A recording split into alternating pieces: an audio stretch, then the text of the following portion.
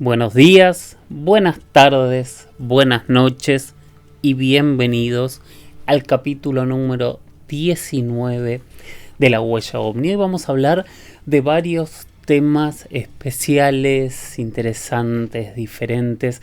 Vamos a empezar abordando un tema que a mí me marcó mucho cuando fui ahí, que fue uno de los casos de alguna manera más impresionante que me tocó investigar, con algunos puntos que podrían tener algún tipo de explicación o no, pero la verdad que hasta el día de hoy es un misterio enorme. Estoy hablando de el caso de Mezcala, un caso que se dio el 31 de diciembre de 2007 y duró hasta el 3 de enero del 2008. Sí, 72 horas, un ovni sobre todo un poblado. Es algo impresionante. Además vamos a responder preguntas, vamos a hablar y profundizar sobre una isla genética en Argentina, muy poquito, pero ya que la pregunta está, vamos a hablar de esa isla genética. Y también nos vamos a meter en una conversación muy profunda y yo creo que muy interesante con Roosevelt Moyo. Es una entrevista que hice hace un tiempo, que fue un vivo y por supuesto los voy compartiendo acá de a poquito, con uno de los investigadores que más, creo yo, ha profundizado sobre los misterios del antiguo Perú, de todo lo que ocurrió en las culturas preincaicas y por supuesto incaicas. Una persona que se metió a investigar y a tratar de llegar más allá, y que algunas de sus conclusiones a mí me han sorprendido muchísimo y por eso me interesaba mucho tener esta charla con él. Como les decía antes de empezar, que desordenado que soy, pero bueno, discúlpenme. Mi nombre es Jorge Luis Uxdorf. Me encuentran en redes, en Instagram soy @JorgeLuisS_oficial, en Twitter soy @JorgeLuisS_77.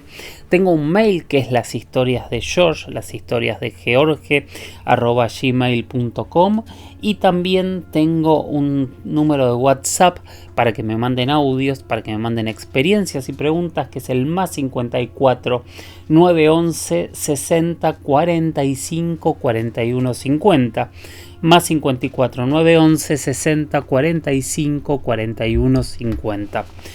Bueno, los espero y espero sus preguntas para poder seguir ampliándonos más y más en esta propuesta, en esta aventura de meternos juntos a preguntarnos qué hay sobre nuestras cabezas, si los ovnis son reales, si puede haber visitas de seres extraterrestres o qué pueden ser estas visitas que tanta gente cuenta haber visto y demás. Bueno, como les decía, nos vamos a meter en el primer caso ahora sí, que es el caso de Mezcala. Mezcala es un pueblo que queda en el estado de Guerrero, que pertenece al municipio de Eduardo Neri, que tiene alrededor de 5.500 habitantes y está a 55 kilómetros de la capital de Guerrero, de Chilpancingo, a unos 55 kilómetros, y queda a unos 160 kilómetros de Acapulco, que claramente es la ciudad más famosa y más poblada que tiene este estado mexicano. Es una pequeña población que tiene una mina de oro, y gran parte de su trabajo económico tiene que ver con el trabajo de los mineros sacando este oro. Y seguramente hasta finales del año 2007, principios del año 2008, jamás se imaginó que iba a pasar a la historia por ser uno de los lugares con uno de los incidentes ovnis más extraños ocurridos en todo México, me animaría a decir. Todo empezó aquella noche de ese 31 de diciembre de 2007, cuando algunos pobladores cuentan que vieron una luz volando, la vieron pasar por la plaza principal del pueblo, yendo hacia un cerro que queda justo detrás del cerro, que es donde está la mina de oro, el cerro Pie de Minas, y ahí la luz quedó básicamente estática por mucho tiempo. Lo primero que observaron los primeros pobladores que observaron este fenómeno fue que empezaron a sucederles cosas extrañas. Más allá de que muchos lo habían visto volar hasta detenerse en el cerro, empezaron a notar que quienes apuntaban cámaras de video, esas cámaras que si bien grababan, de hecho hay muchísimas imágenes de esta luz, se quedaban muy rápidamente sin batería. Muchos autos también se quedaron sin batería rápidamente. E incluso el voltaje del pueblo empezó a variar de manera extraña. Pasó esa primera noche de fin de año y de año nuevo con esa luz sobre el cerro que llamó mucho la atención, pero al día siguiente la vida continuó como si nada, pero volvió a sorprender a todos cuando en las últimas horas de la tarde empezó a notarse que la luz continuaba sobre el cerro.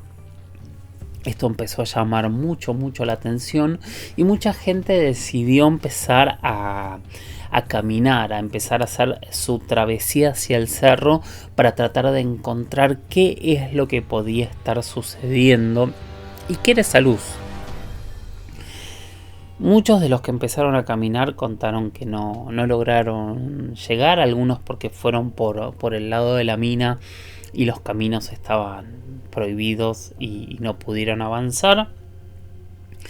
Otros llegaron hasta ciertos puntos, incluso hubo un solo equipo que llegó hasta unos 50 metros y lo que explica es que vieron una especie de esfera, una especie de bola de energía girando, flotando a bastante altura, y hay imágenes de esa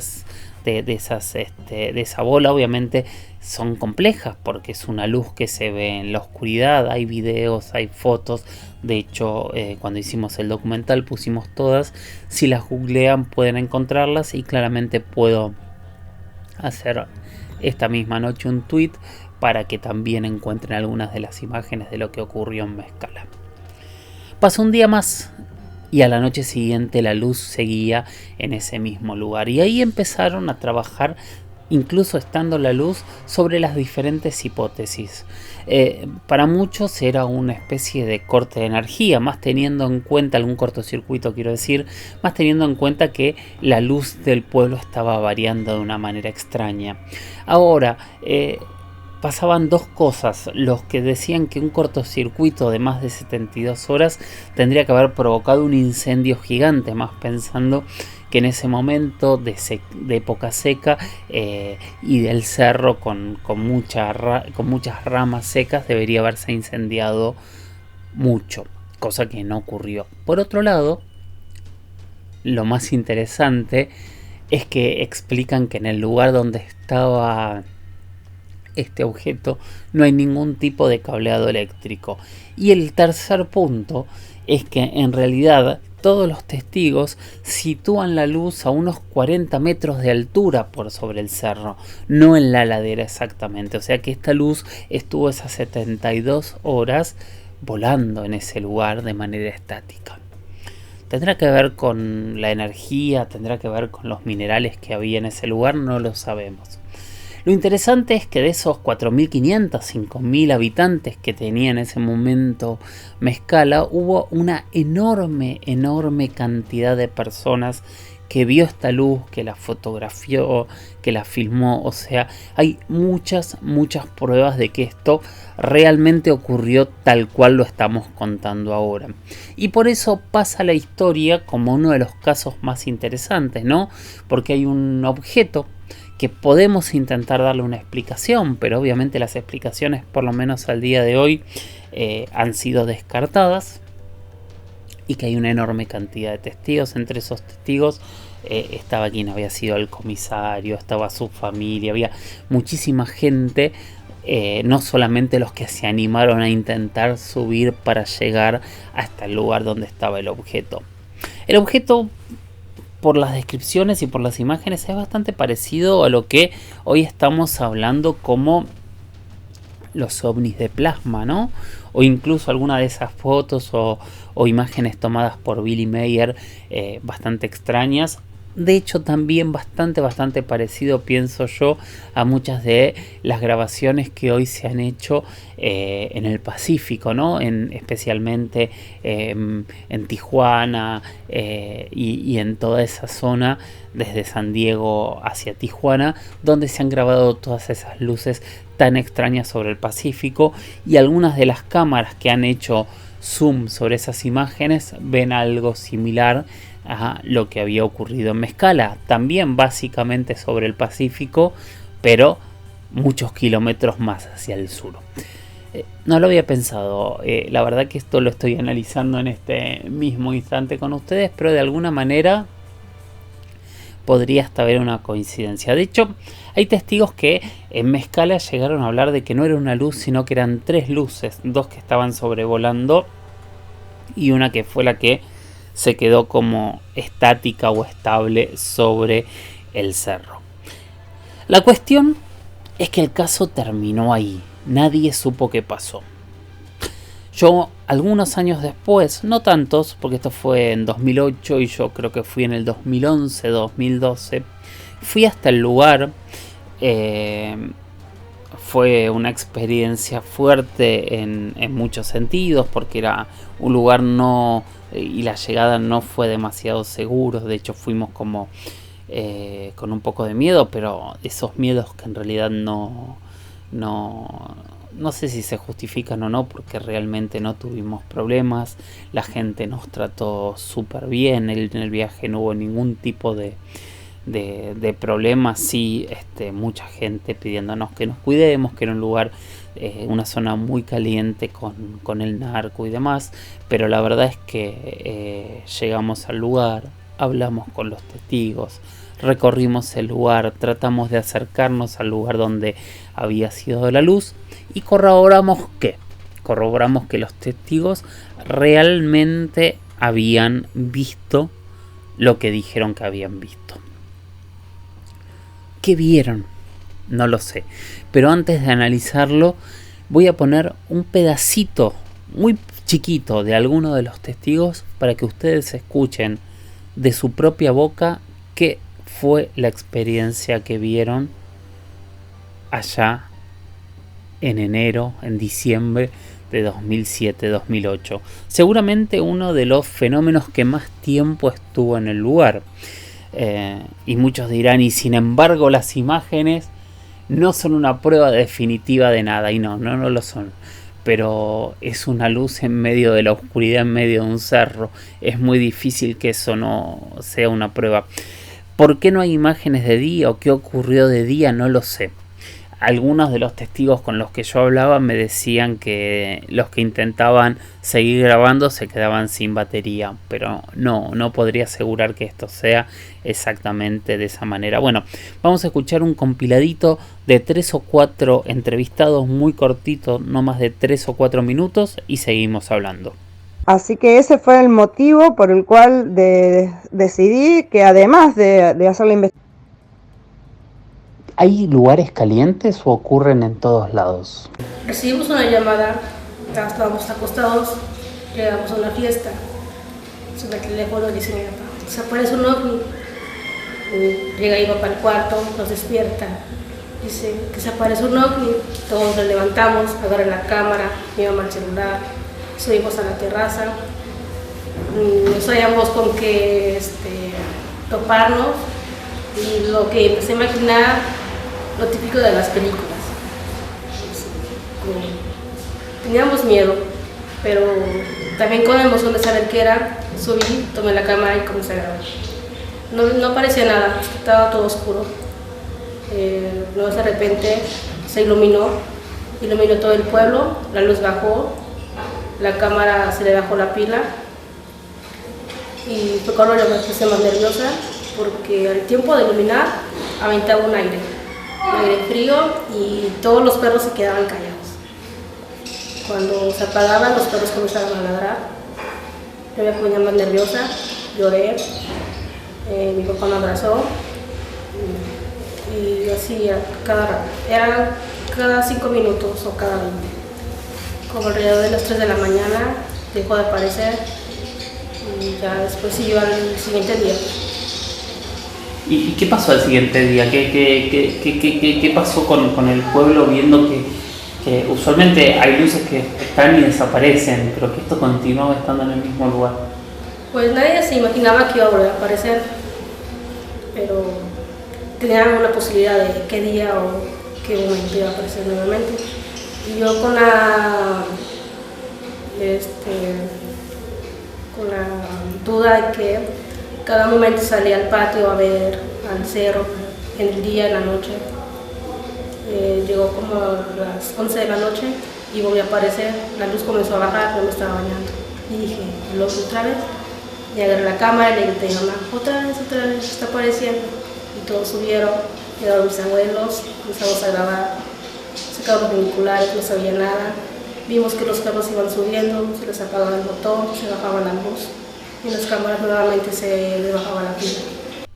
Bueno, ella fue nuestra primera testigo. En el momento del hecho tenía 15 años, se llama Guadalupe Fernández.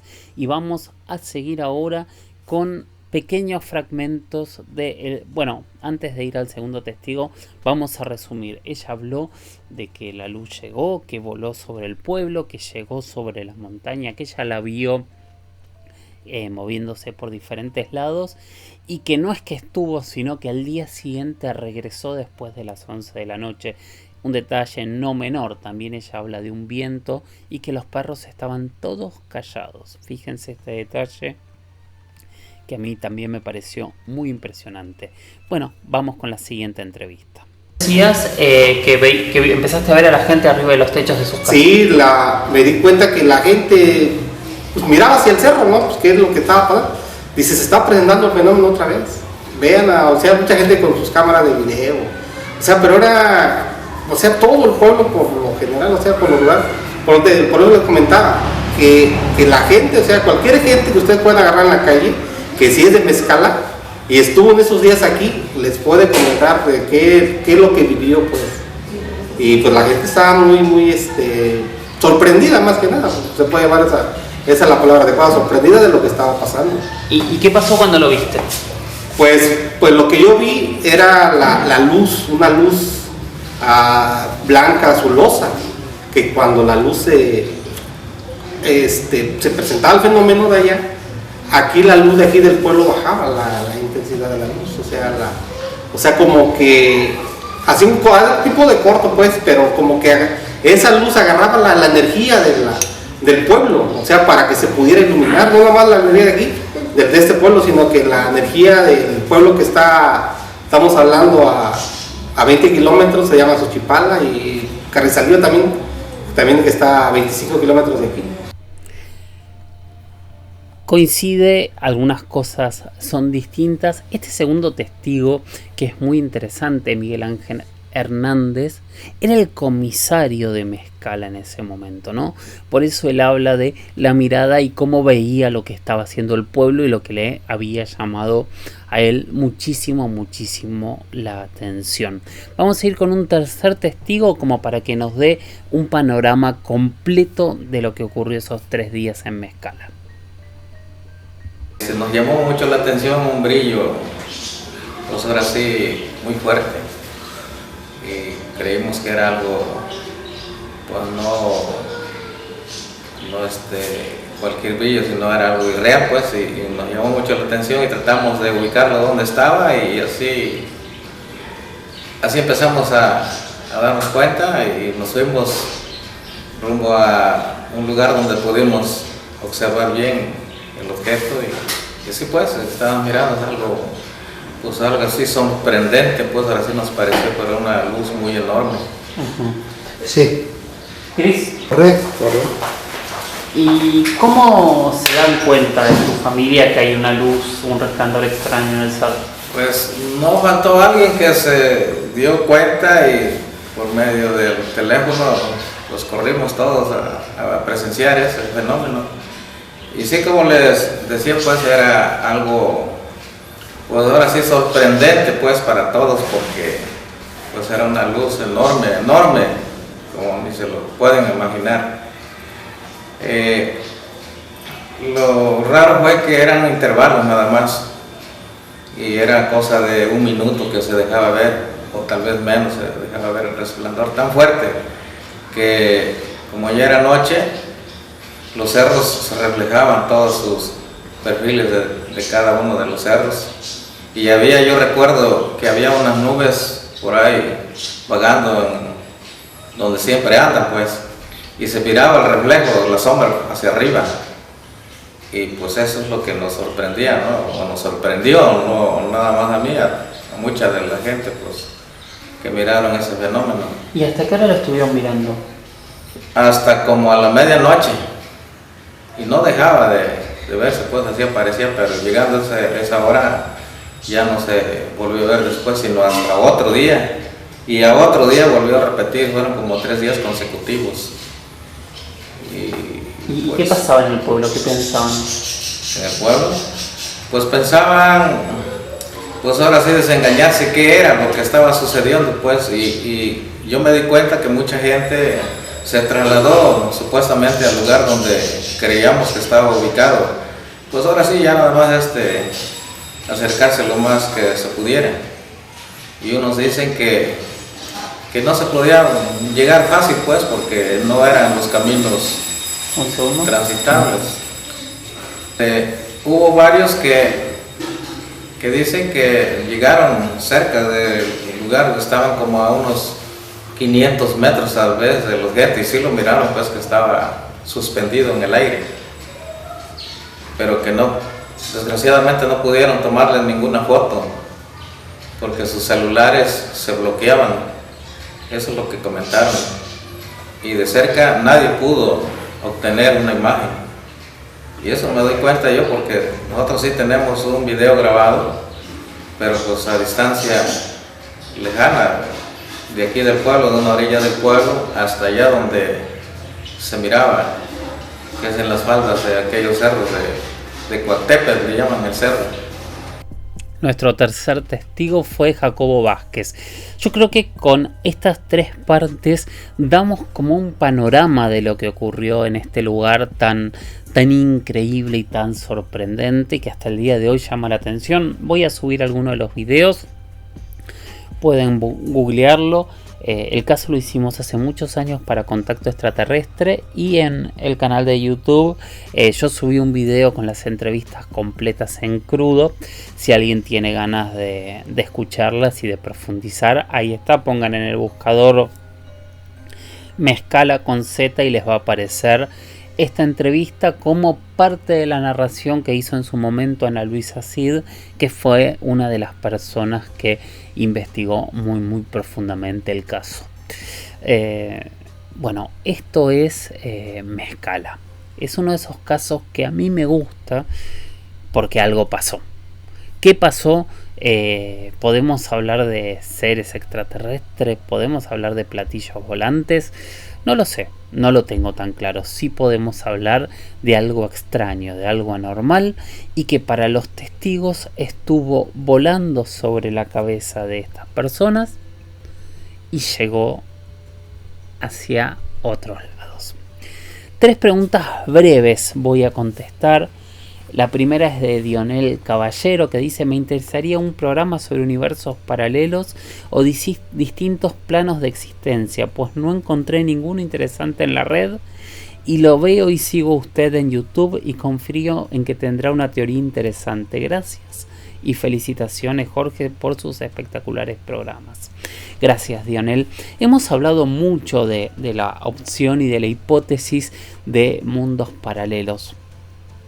Yo tengo una entrevista que también hoy parece que voy a estar autorreferencial en YouTube a un físico argentino que se llama Alberto Jamarena, la pueden encontrar, y que para mí él me dio una vez hace muchos años la explicación más clara que yo encontré de dimensiones. Él me decía: las dimensiones son como un edificio de departamentos en donde todos viven en la misma dirección. Vamos a suponer Sevilla 849, y cuando uno dice ¿dónde estás ubicado? Estoy ubicado en Sevilla 849, pero uno está en el primero A, otro está en el segundo B, otro está en el tercero C, uno está hacia el frente, otro está hacia la parte del costado o la parte de atrás del edificio.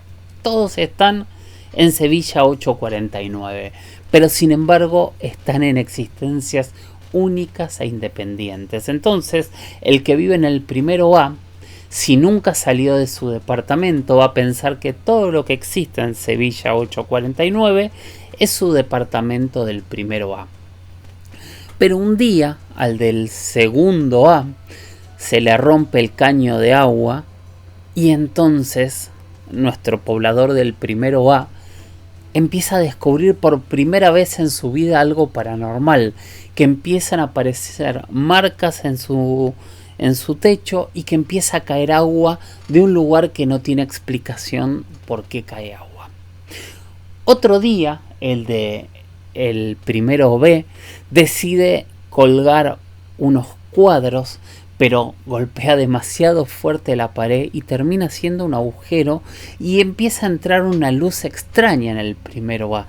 Y es la segunda vez que este señor del primero A empieza a tener otra muestra paranormal de una luz que tampoco debería estar ahí y que esa luz aparece. Y así van ocurriendo diferentes cosas, con sonidos, con movimientos, con roturas, y que en realidad cada una de estas cosas que para nuestro poblador del primero A son paranormales o extrañas, no lo son para el resto. Porque en realidad todos conviven en el mismo lugar. Bueno, este físico me explicaba que la teoría de las dimensiones podría ser de alguna manera algo así. Nosotros, como lo explicamos este año, si no me equivoco, cuando hablamos de la teoría de la manzana de Carl Sagan, hablamos que nosotros vivimos en 4 dimensiones, ¿no? 3 de esas dimensiones son altura, ancho y largo, y la 4ª dimensión es el tiempo, que es en lo que transcurre nuestra vida. Ahora, las diferentes investigaciones de las teorías de las cuerdas, la física plantea que podría haber hasta 70, a veces hablan hasta más dimensiones, a veces menos, que son vibraciones de la materia en diferentes frecuencias. Toda esta cuestión dimensional lo que podría llevar es que haya otros mundos, otras habitaciones como en la que vivimos nosotros, que nosotros no podemos ver ni percibir por más que estén en el mismo lugar. No sabemos en realidad si el resto de estas 70 dimensiones son dimensiones en las cuales podríamos vivir, o muchas de estas dimensiones en realidad solo son dimensiones de instantes o dimensiones teóricas, pero que no podrían ser habitables. Pero con que solo haya 4 dimensiones habitables como la que tenemos nosotros, por ahí tendríamos vecinos en este mismo lugar que no estamos viendo. Lo mismo ocurre, qué sé yo, yo recuerdo hace un par de años y hace poquito, creo que cuando hablamos de la manzana lo nombré, de ese estudio que se hizo en la Antártida, que lo hizo una universidad de Hawái, en donde decían que habían descubierto una dimensión en donde el tiempo corría al revés, que nunca terminamos de entender de qué hablaban, y la verdad que para mí sería fascinante saber de qué hablaban. Pero obviamente podría haber una dimensión con un tiempo al revés. Pero ¿qué pasaría en esa dimensión? ¿Habría evolucionado exactamente igual a nosotros? ¿Habría seres inteligentes? ¿Serían seres humanos? ¿Serían diferentes? ¿Serían copias nuestras en otra versión? ¿Serían tiempos diferentes? ¿Podría ser un tiempo que vaya al revés? ¿Y qué significa que el tiempo vaya al revés? Bueno, son millones de preguntas que yo creo que son imposibles de responder, por lo menos para nosotros o por lo menos para mí. Pero claramente cuando hablamos de ovnis, nunca podemos dejar de suponer que en realidad, en vez de ser viajeros de las estrellas, tal vez podrían ser vecinos nuestros que estén conviviendo en este mismo espacio, o no en este mismo espacio, porque el espacio sería parte de nuestra dimensión, pero en este mismo lugar en otras dimensiones, y que tal vez un agujero en una pared sean los ovnis o los seres que nosotros vemos, y tal vez un agujero en nuestra pared sea que que nuestros aviones sean sus ovnis o que nosotros seamos los seres extraños que ellos también están viendo en este momento, y en este mismo instante están grabando un podcast igual al nuestro, pero que en la portada en realidad hay un ser humano preguntando qué es lo que hay y qué son los ovnis. Todo puede ser, y obviamente esta postura de pensar en pequeñas dimensiones dentro de nuestro planeta la podemos traspolar a los universos o al universo, y cuántos multiversos pueden existir. En realidad no lo sabemos. No sabemos cuántas de estas dimensiones podrían ser espacios en donde podría coexistir o habitar vida. Pero obviamente es una de las posibilidades más grandes y más interesantes.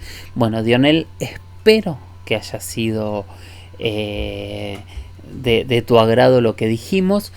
Obviamente es mucho más largo, pero también es un tema que, si buscas el capítulo de la manzana, es un tema que a mí me fascina y que lo hemos tocado muchísimas veces, y por supuesto lo seguiremos tocando las veces que sean necesarias.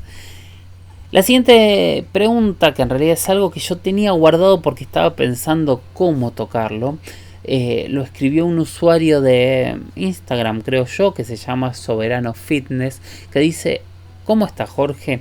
Si bien soy docente, te sigo todos tus temas y quería preguntarte sobre algo que pocos investigan y que es una localidad en La Rioja, si mal no recuerdo, en donde es cerca de un pueblo en donde son casi todos albinos. Hay por las noches unos sonidos y ruidos escalofriantes que se escuchan en un lugar donde hay cercano una montaña. ¿Podrías hacer una investigación al respecto? Solo vi en TN, que es un canal de noticias argentino, una vez que quisieron investigar, pero no se animaron a ir cuando escucharon los sonidos. Ojalá pudieras investigar. A mí me encantan esos temas, pero económicamente no tengo posibilidad de investigar. Desde ya, muchas gracias. Bueno, muchísimas gracias por el desafío y el planteo. El lugar al que hace referencia se llama Aicuña. Es una aldea, un pequeño pueblo de la provincia de La Rioja, en Argentina, que tiene un tema muy extraño, que es un índice de albinos muy grande. No es que todos sean albinos, de hecho creo que en este momento hay 4 o 5 albinos, pero hay alrededor de 300 habitantes. Entonces, el cálculo usual de los albinos, que son estas personas que nacen sin pigmentación en la piel, con pelos muy blancos, que son un problema de defensa al sol para ellos, porque creo que es una falta de vitamina B, si no me falla la memoria. No lo investigué y pido disculpas si no es así, pero calculan que nace un albino cada más de 17.000 personas. En este pueblo de 300 personas hay creo que 4 o 5, o sea, hay un albino cada 90 y algo de habitantes. Usualmente este tipo de fenómenos genéticos se dan en lo que se termina llamando islas genéticas. Hay otros similares en el continente. Por lo general son lugares que son muy aislados y en donde una misma población termina generando que ciertos genes que tal vez tuvo la primera persona o las primeras personas que llegaron se potencien de una manera diferente. Así hay pueblos que terminan con diferentes enfermedades, hay pueblos que terminan con características genéticas muy específicas y tienen que ver con este tipo de lugares. Ahora yo voy a hacer un planteo a lo que planteó, valga la redundancia, nuestro oyente. Me encantaría saber si hay algún riojano escuchando o alguien que haya estado en este lugar, porque me encantaría hacer una investigación o por lo menos profundizar un poco sobre estos sonidos y sobre lo que ocurre en este lugar. No sé si hay alguien de Aicuña escuchando, de algún lugar cercano, ojalá que sí, pero les pido que se comuniquen conmigo, que me cuenten si han tenido o conocen de alguna experiencia en este lugar que tenga que ver con estos sonidos tan extraños que estaba hablando Soberano Fitness. Espero que lo encontremos y si no veremos cómo lo iremos investigando. El tercer tema del que iba a hablar es de Leslie Castellanos, que en realidad me dice: me encanta, háblanos de las diferentes razas de aliens. Pero te voy a hacer una propuesta más profunda, Leslie. Quiero empezar a hablar de cada una, en algún momento lo empezamos a hacer con mucha profundidad y quiero empezar a hablar específicamente de los nórdicos y de todo lo que hay detrás de estos personajes que algunos llaman pleyadianos o llaman de varias maneras diferentes, pero quiero empezar a hacerlo en las próximas semanas. Así que si me das la chance, la respuesta a tu pregunta me la voy a guardar para poder respondértela dentro de muy poquito tiempo. De hecho, ya te voy a decir, porque ya lo tengo súper planificado. Vamos a hablar de los nórdicos en el capítulo que se estrena el 21 de julio. Por primera vez en mi vida tengo planificado los capítulos de la semana que viene, de todo julio. No sé qué me pasó, pero se los voy a adelantar por si quieren agregar algo, por ya que lo tengo escrito, lo puedo compartir con ustedes sin dudas.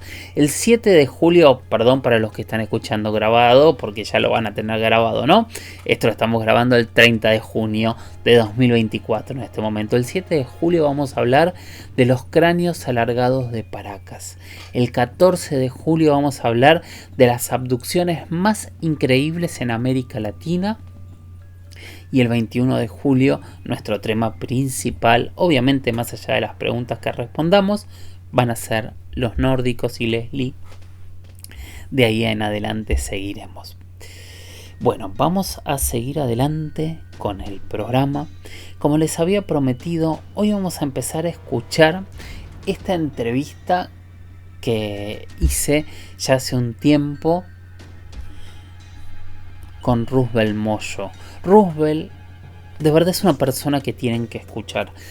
Tómense el tiempo para escuchar los análisis que tiene y cómo ha reestudiado y ha reinterpretado mucho del conocimiento antiguo de los Andes. Vamos con la primera parte de la entrevista con Roosevelt. ¿Cómo estás? Buenas tardes. Buenas tardes, Jorge Luis. ¿Cómo está? Hace tiempo que quería estar en su canal. Bueno, no sé si tendría que presentarme, ¿no? Me encantaría que te presentes. Igual déjame hacer como una pequeña introducción. Yo, si bien con Roosevelt recién hablamos cara a cara estos días, yo lo conocí hace un tiempo largo a través de un amigo común, de Rafa Mercado. Y él participó en 2 de las 3 temporadas de Inexplicable, dándonos miradas muy particulares y muy interesantes. Pero contanos quién eres, por favor. Bueno, yo me llamo Roosevelt Moyo, soy de acá de Arequipa, Perú. Soy un investigador, ¿no?, de lo que es la cultura andina, principalmente lo que es el idioma quechua, en general los idiomas andinos, el quechua, el aymara, el puquina. También soy un apasionado por todo lo que tenga que ver con los incas, las culturas andinas. Y bueno, sobre eso es principalmente. También tengo un canal de YouTube donde yo he subido todo mi contenido, ¿no?, todas mis investigaciones, todo lo que tenga que ver con este tema. Mi canal se llama Incarri Camak. Bueno, ya tengo 3 canales, ¿no?, pero el principal, o el donde generalmente subo este tema de todo lo que tenga que ver con la cultura andina, es Incarri Camak, ¿no? Y como estaba comentando, ¿no?, Rafael Mercado, mediante él, ¿no?, logramos contactarnos para poder participar en las temporadas de Inexplicable en Latinoamérica de History Channel. Y de eso no le quería agradecer mucho por tomarme en cuenta para participar. No, gracias a ti. La verdad que fue un placer escucharte y todos los que hayan visto Inexplicable, no quienes están en España porque no hemos logrado todavía que llegue allí, pero el resto ya sabe de qué estamos hablando. ¿Por qué hablamos de misterios alrededor de toda esta cultura? Bueno, en general lo que es la cultura inca, lo que, bueno, lo que a muchas personas le llama la atención, ¿no? Es que es todo lo que tenga que ver con los incas, es un misterio porque no hay mucha información sobre los incas, o sea, no, a diferencia de otras culturas como los mayas, los aztecas, no sé, pensé que se había cortado. Ya, No, estamos acá.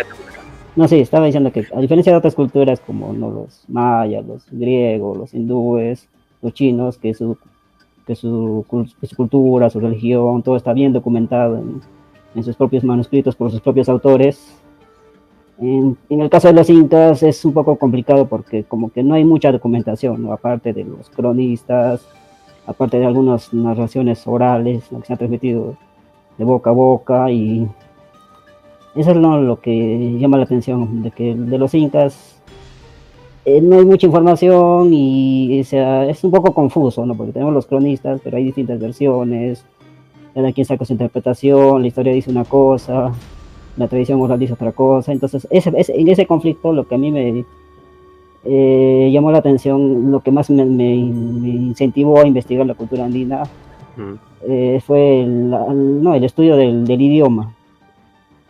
Junto con un amigo acá en Arequipa que se llama Sergio Huanca, que es un matemático, entre los dos investigamos y llegamos a una conclusión, ¿no? que era que la clave para entender la cultura andina recaía en el idioma. ¿Por qué?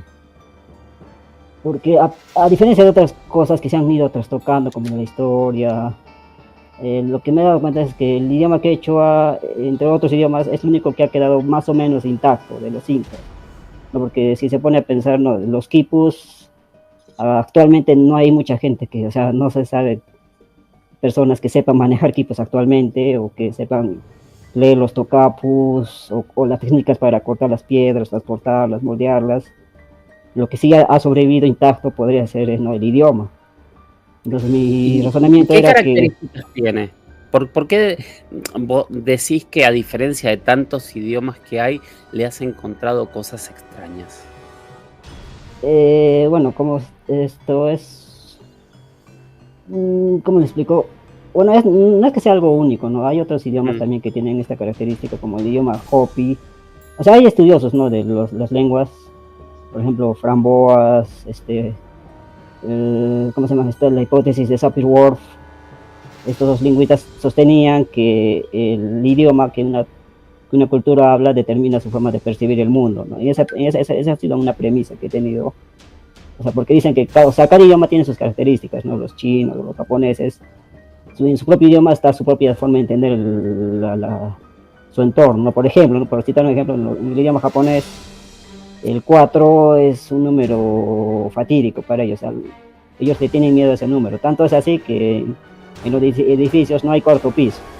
Cuando entras a un ascensor, tú quieres subir al cuarto piso y no, el ascensor no tiene un botón para subir al cuarto piso, te salta del tercero al quinto.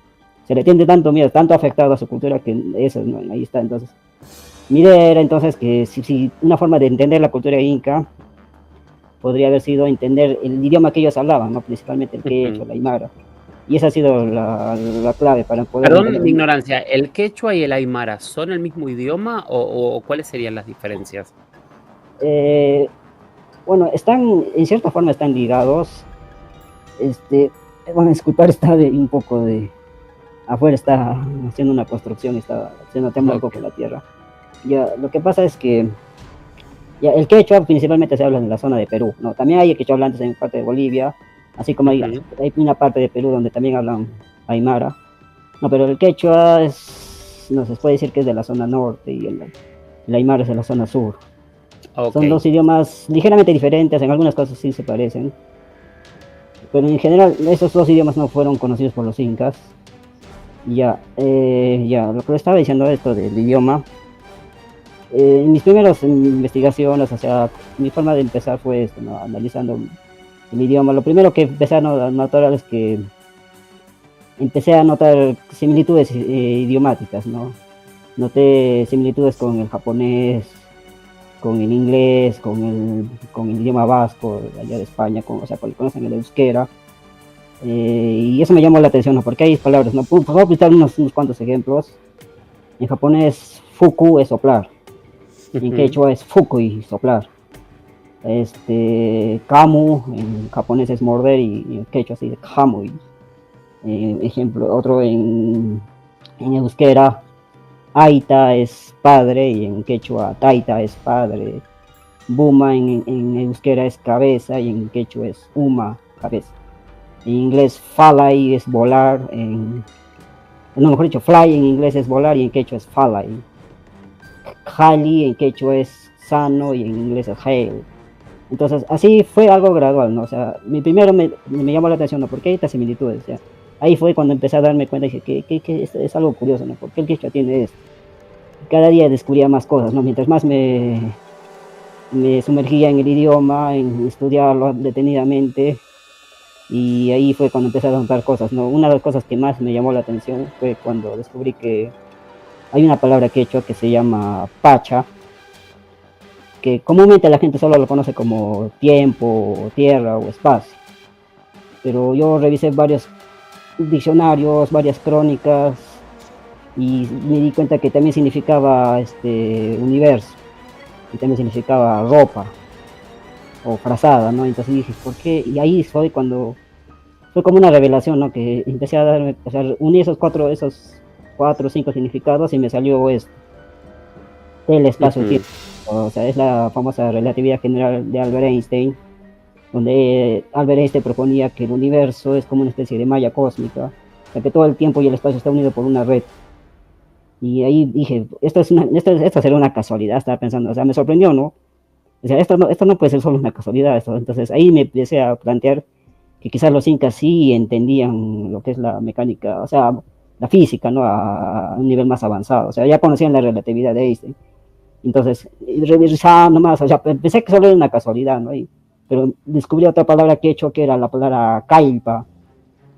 Cailpa en quechua significa fuerza, pero en otros diccionarios lo he encontrado como energía. Y ahí apliqué una lógica que es desencriptar. O sea, ahí tengo varias técnicas para analizar el quechua, no solamente el literal, sino también la descompongo en sílabas. O sea, eso se llama, ¿no? El famoso desencriptar, ¿no? Por eso mi teoría es que el idioma quechua es un idioma encriptado. Entonces descompuse la palabra calpa en ka-alpa. Ka yo propongo que significa solamente fuerza. ¿Por qué? Porque en varias palabras quechuas, esa sílaba ka está en palabras que tienen que ver con la fuerza. Para empezar, no está en calpa, que ya dije que es fuerza, está en kamaken, que es la fuerza vital, está en causa y que es vida. O sea, tengo varios ejemplos, ¿no? Ahorita no recuerdo todo, pero bueno, si hacemos una comparación con la cultura egipcia, en los egipcios el ka era la fuerza vital, era uno de los partes del elemento del alma. Entonces ahí se puso, ¿no? Ya, ka es fuerza. Ahora, alpa en quechua significa tierra, pero a diferencia de pacha, alpa se refiere a la tierra como materia, no, la arena, la tierra, el polvo. Entonces, ka, alpa, me dije, no, energía, masa. Y ahí se me vino, ¿no? La famosa teoría de Albert Einstein, la relatividad especial, que la energía es igual a la masa por la velocidad de la luz al cuadrado. O sea, esa fórmula mc al cuadrado representa la correspondencia entre masa y energía. Entonces dije, esta es otra casualidad, ¿no? No puede ser una casualidad, ¿no? Ya, ¿cómo es que una palabra quechua ya tiene el mismo concepto de masa y energía, ¿no? Y esto yo más que nada lo desarrollé acá en mi libro, Un curso secreto de los incas. Esto lo publiqué en 2018. Ahí yo desarrollé más esa palabra y la pude desencriptar completamente, ¿no? No solo es K alfa, ¿no? Es K es igual a alfa por illa elevado a pa. Pa en aymara es 2. No es la forma abreviada de paya. Alfa es la tierra, illa es luz en quechua. Pero en forma de verbo, la palabra iyay en quechua significa luz o viajar, ¿no? Incluso a plantear, ¿no? quizás se refieren a viajar por la luz. O sea, vos lo que encontrás es que en el idioma quechua tenemos muchísimas de las claves de los grandes descubrimientos que se dieron de la física y cosas que hasta el día de hoy nos empiezan a modificar. Más allá de buscar cada uno de estos elementos, que entiendo que hay muchos, ¿de dónde pensás que vienen? ¿Qué significa esto entonces? Sí, bueno, como estaba diciendo, ¿no? O sea, es algo anacrónico, ¿no? Es algo absurdo, se puede decir, algo utópico. ¿Cómo es que algo, que eso de la relatividad es de hace 100 años más o menos, ¿no? Pero ¿cómo es que está en un idioma de hace 500 años, ¿no? Y se supone que los incas pueden ser más antiguos todavía. ¿Cómo pudieron adelantarse varios siglos a Albert Einstein? Entonces, ahí me planteé varias cosas, ¿no? Dije, ¿qué es esto? ¿No? O sea, los incas eran tan sabios que conocían ya temas de astrofísica, conocía bien el espacio, pero o sea, esos estudios solo se pueden hacer, no sé, con estudios modernos, con telescopios, no sé, pero entonces yo me preguntando, ¿los incas tenían todo eso o es...? Bueno, eso es una posibilidad, ¿no? Que yo sí creo, ¿no? Que los incas eran realmente genios, expertos, pero también yo no descartaba otra posibilidad que podría haber sido tener otra fuente, ¿no? Obviamente, ¿no? Muchos podrían pensar, ¿no? El tema de los extraterrestres, que quizás podría ser una prueba de contacto, ¿no? Que los extraterrestres tal vez no manipularon muchas cosas de acá, pero quizás les transmitieron el idioma.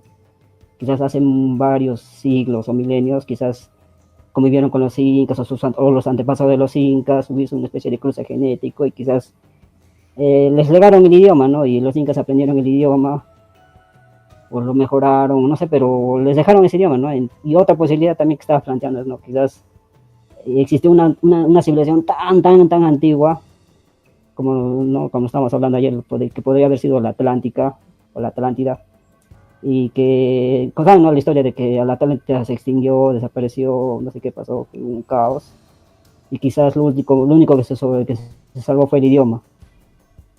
De eso yo también... Es muy interesante lo que decís. A ver, yo voy a ir como aunando para tratar de entender, porque es complejo y es mucho, si te parece bien. O sea, por un lado estamos hablando que el quechua contiene palabras que son muy similares a familias de palabras de idiomas totalmente alejados uno de otro, como puede ser el japonés y el inglés. Por otro lado, entendemos que dentro de la construcción del vocabulario maya hay conceptos que de alguna manera se parecen a los conceptos de la relatividad, sobre todo cuando hablamos y caracterizamos espacio-tiempo e incluso energía. Y por otro lado, fuera de todo esto, descubriste que hay palabras que tal vez signifiquen otra cosa y que estén encriptados conceptos más antiguos. Ayer nosotros hablábamos de una historia que a mí me llamó mucho la atención la primera vez que viajé a Cusco, donde me hablaron de que hay toda una leyenda que dicen que en realidad el Cusco era ese centro del mundo que para los europeos se llamaba la Atlántida, y que justamente hay muchos detalles de la obra, de la descripción clásica de Platón y demás, que funcionarían con ciertas características geográficas de Cusco. Y además de funcionar con ciertas características geográficas de Cusco, hay leyendas en Cusco en donde a Cusco se lo llama el centro del mundo. Siendo también sinceros, a cualquier capital de cualquier imperio, el resto del imperio siempre lo ha llamado el centro del mundo. Pero empiezan a haber muchos puntos que llaman la atención. Tú decías recién que ahí podría entrar en algún punto el tratar de entender si puede ser un mensaje extraterrestre, un mensaje de una cultura antigua. Y en ese punto yo me gustaría meter esta investigación tuya que a mí me partió la cabeza de verdad, que es la del disco de oro. Si podrías explicar esto, porque creo que este punto, con todo lo que dijiste, nos empezaría a abrir un panorama muy extraño, ¿no? ¿Se refiere al disco o a la placa de Coricancha? A la placa. Ya, que en realidad... Sí, bueno, también era un disco originalmente, ¿no? Justamente de eso. Bueno, eso no fue lo que hablamos en el documental de Inexplicable Latinoamérica. Y bueno, hay más cosas, ¿no? A ver, para empezar, lo que dice, bueno, todo esto se basa, ¿no? Porque hay varios, después de que salió ese documental, varios, ¿no? YouTubers, TikTokers empezaron a sacar videos, pero como que no revisaron las fuentes, porque creen que esa Siempre lámina pasa eso. sí, creen que la lámina que está en el Coricancha, creen que es una pieza arqueológica, que es real, ¿no? No, esa plancha que está en el Coricancha solamente es una exhibición, es una réplica, ¿no? De lo que hicieron allá en Cusco. Ese no es, o sea, el original está basado en el dibujo que hizo el cronista Pachacuti Yanquis Alcamayhua, esta crónica que se llama las antigüedades de este reino del Perú, del año 1613. Justamente acá Sí, tengo un pero dibujo. hablemos de qué estamos hablando exactamente. Ah, ahí la tienes. Sí, Pero justamente dice, esta era una placa de oro que estaba en el templo de Coricancha, ¿no? Que los españoles destruyeron, en teoría. O se sí, llevaron, no lo o sabemos. sea, sí, que quería hacer un poco, bueno, resumiendo, esta placa, según el cronista Pachacuti Yanqui, originalmente era un disco, que lo trajo el primer Inca Manco Cápac. También lo colocaron en el templo de Coricancha. Con el tiempo, su nieto, o su tataranieto, el Inca Maita Cápac, mandó a mejorar esa placa, ese disco, y lo convirtió en una lámina, ¿no? Como lo que conocen actualmente. La amplió y que más o menos, y luego ya, después ¿no? El tema de la llegada de los españoles, antes de la llegada se comenta, se cree que el cronista Pachacuti hizo un dibujo a mano alzada de esa placa y la replicó, ¿no? Y eso es lo que yo lo coloreo, ¿no? Porque lo vi más detalladamente, y bueno, actualmente es lo que se tiene ahora. En este dibujo hay bastantes, ¿no? Símbolos, dibujos de animales, plantas, cosas de la naturaleza, y hay infinidad de interpretaciones sobre esta placa, ¿no? Muchos asumen que ahí está plasmada la cosmovisión andina, hasta le han hallado temas psicológicos, o sea, hay full interpretaciones, pero entonces yo di mi propia interpretación, ya con mi conocimiento ya de lo que es el quechua, de estas asociaciones, entonces yo traté de aplicar ese conocimiento a la placa. Entonces, mi primer descubrimiento que pude haberme de hecho es, no, si se fijan, en este dibujo hay un rayo y un arco iris. Dirán, no, y dirán, ya los incas adoraban a los rayos, al arco iris, pero esa es una interpretación muy simple. O sea, yo no digo que no, sí, que sí adoraban esos elementos, pero ¿qué representaban? ¿No? O sea, ¿qué es lo que se ve acá exactamente? Yo he revisado las crónicas y sí mencionan eso, ¿no? Que con esta Garcilaso la veo, por ejemplo, sí dicen, ¿no? También Guamapuana, ya los otros cronistas dicen que en el templo de Coricancha había un templo dedicado al arco iris, un templo dedicado al rayo, y perdían, pero ¿adoraban realmente al rayo o qué, era qué simbolizaba ese rayo? Lo que he encontrado es, hay unos escritos que se llama el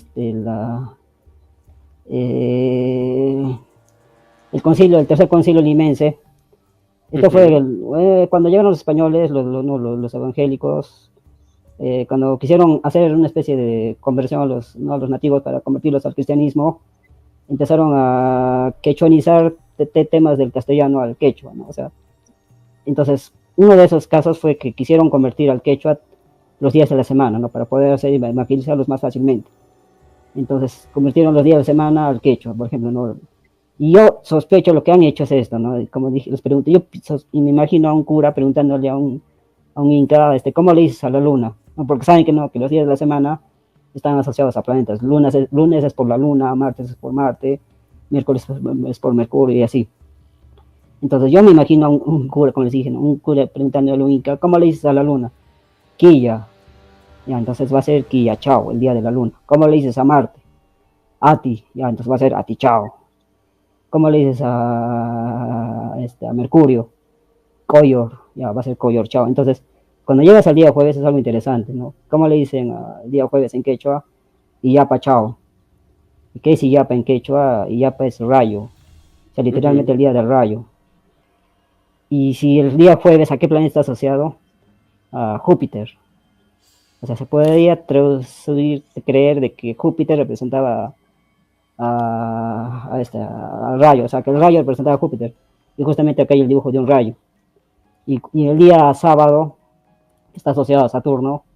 Los incas le decían Cuichichao, el día del arco iris. Pero algunos pueden pensar, no, que esto lo han impuesto los españoles, de su lógica. pero en el idioma castellano no le dicen Día del Arco Iris al sábado, ¿no? O sea, en ninguna otra cultura, he buscado por todo lado, y no hay ninguna cultura que asocie el día sábado al arco iris. O sea, lo del día jueves sí puede tener sentido, ¿no? Porque hay, por ejemplo, en inglés es Thursday, el día de Thor, el dios del rayo, o Júpiter, que es el dios del rayo en la mitología romana, pero el tema del día sábado, eso es exclusivo de los incas, ¿no? Solo los incas asociados, o sea, se puede suponer que los incas creían que Saturno tenía que ver con los arcoíris, y qué curioso que en este dibujo también hay un arcoíris, ¿no? Y no sé si puedo mostrarles una página de mi libro. Por favor. Explicarles mejor esta parte. Pero ¿qué tiene que ver Saturno con el arco iris? Aquí habría una prueba bien interesante. Esto en la sonda Voyager, en los años 80, ¿no? Saben, ¿no? Que lanzaron varias sondas al espacio. Una de ellas fue la Voyager. Ahí, cuando se voló sobre la atmósfera de Saturno, tomó una foto en falso color de los anillos de Saturno. Y tomó esto. Ese es el anillo de Saturno. Y si usted lo ve, claramente va a ver que se parece a un arco iris. Y yo digo, ese dato me lo pasó mi amigo Sergio Huanca. Y eso ahí me dije, ¿qué es esto? O sea, ¿cómo los incas... No es un arco iris, era Saturno. Era Saturno, o sea... Entonces, era sábado. Sí, entonces ahí empecé a entender mejor este dibujo. Entonces, lo que yo supuse acá es ya...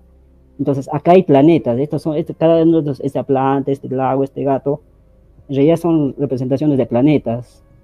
Y ahí ya por ese tema, porque yo siempre no paso buscando videos, siempre trato de nutrirme de información, y ahí encontré la famosa placa de la sonda Pioneer 10. Ahí es donde, ahí fue otra revelación, ¿no? Que no suele pasar muy seguido, pero sí, esa vez que sí como usted dice, no me voló la cabeza. Sí, a ver, un segundo que yo contextualizo por si alguien no sabe. La sonda es esa sonda que se envió al espacio con información de la Tierra, esperando que algún día llegue alguien, y que justamente hasta hace muy, muy poquito tiempo seguía transmitiendo información. Es la sonda que hizo Carl Sagan. Para contextualizarlos, antes de empezar a trabajar en el proyecto SETI. En realidad es la segunda, pero son estas dos botellas que se enviaron al espacio esperando que alguien algún día las encuentre y nos encuentre, con todo el debate que se generó desde ese momento hasta hoy de si es bueno que nos encuentren o no. En esas ondas no están nuestras voces, están los sonidos de la naturaleza, está la anatomía humana, hay cuestiones naturales, hay explicaciones, e incluso está dibujada el hidrógeno como elemento básico para poder entender y descubrir todo. Ahora, gracias por esta primera parte. Vamos a seguir con Roosevelt. ¿Qué es lo loco de todo esto, no? Que de alguna manera él tiene una teoría de que esta imagen, esta placa de oro descubierta en el templo de Coricancha, del cual en realidad solo queda un dibujo, sería muy similar a la sonda que enviamos al espacio. Es casi como pensar que en algún momento esta sonda viajó en el tiempo y regresó a la Tierra cientos de años antes o miles de años antes, y que nuestros antecesores, los primeros pobladores, descubrieron esta sonda e hicieron su interpretación. Es algo asombroso, ¿no? Yo pienso siempre en la primera película del planeta de los simios, cuando planteó esta postura, que yendo a lo que hablábamos hoy, casual o causalmente, de las dimensiones y demás, y en realidad todo podría ser, no hay nada que nos diga que esta hipótesis no sea posible, y Roosevelt realmente encontró muchos datos para que el planteo sea serio. Es interesante las coincidencias, y la semana que viene van a ver cuántas más coincidencias hay. No me voy a ir sin la promesa y el agradecimiento, porque como todos los días tenemos un audio. Recuerden que pueden enviarnos los audios a mi WhatsApp, que es el más 54 911 60 45 41 50, más 54 911 60 45 41 50. Bueno, vamos a escuchar quién nos cuenta su experiencia esta semana. Bueno, soy Graciela, hoy tengo 54 años, esto pasó cuando yo tenía 48. Era verano, pleno verano, diciembre, noviembre, diciembre, ya hacía calor mal. Entonces yo me levantaba a las 5 de la mañana y salía con una persona a la cual el que se levantaba antes llamaba primero al otro. Bueno, suena el despertador, ya calor mal, me levanto de un salto de la cama y yo soy hiperactiva. Me voy caminando descalza, yo dormía en la cocina, lo alquilábamos una casa de 2 ambientes. Entonces mi mamá dormía en el cuarto, yo dormía en la cocina. Me voy caminando descalza, porque ya hacía calor mal, me voy caminando descalza, entonces no hago ruido.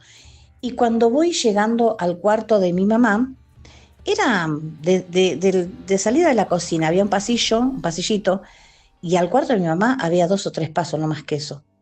Pero teníamos una cortina porque no había puerta, había cortinas. Entonces siempre permanecía atada la cortina.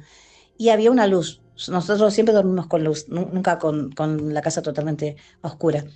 Entonces había una luz y veo, cuando doblo para ir al cuarto de mi mamá, veo un hombre de carne y hueso, como si fuera Jesús, pero no era Jesús obviamente, pero más o menos así, pelo largo, tipo túnica, de carne y hueso.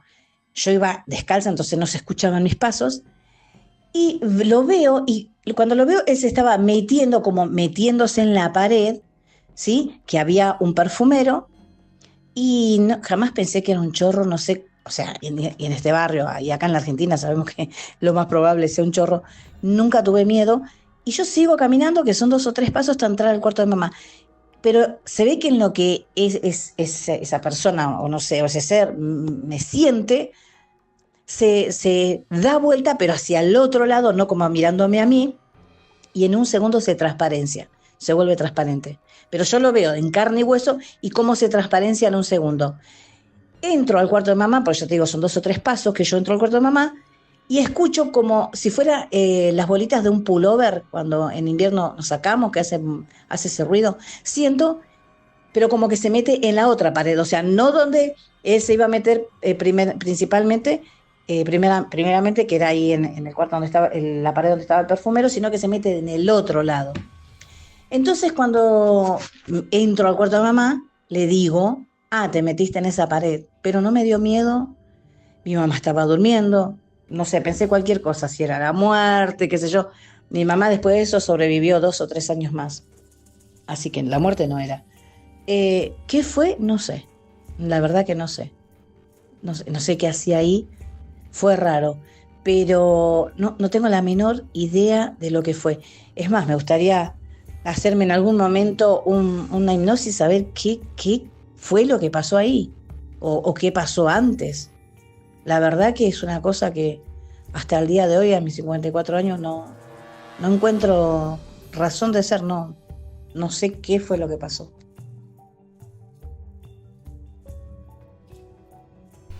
Gracias, Graciela, por tu testimonio. ¿Hay alguien que haya tenido alguna experiencia similar? ¿Alguien que quiera compartir algo así? Recuerden al más 54 911. Me olvidé el número, discúlpenme, pero... Más 54 911 60 45 41 50. Más 54 911 60 45 41 50. Hay mucha gente preguntándome sobre la hipnosis, así que vamos a ver también, más allá de que vieron la planificación que tenemos, a ver si podemos meternos a hablar de la hipnosis en algún capítulo pronto. Bueno, pasamos la hora otra vez, casi hora 10. Gracias a todos por haber llegado hasta aquí. Espero que hayan disfrutado de este episodio. Y como siempre les digo, la clave es mirar al cielo. La clave es hacernos preguntas. La clave, creo yo, es corrernos de cualquier tipo de verdad absoluta y quedarnos con esas preguntas que nuestros ancestros se hicieron hace miles de años cuando miraron por primera vez al cielo, y que hasta el día de hoy esas preguntas se renuevan e increíblemente todavía no las hemos podido responder, pero yo creo que este es el camino para que algún día entre todos hallemos la respuesta. Gracias y nos escuchamos la semana que viene. Chau, chau.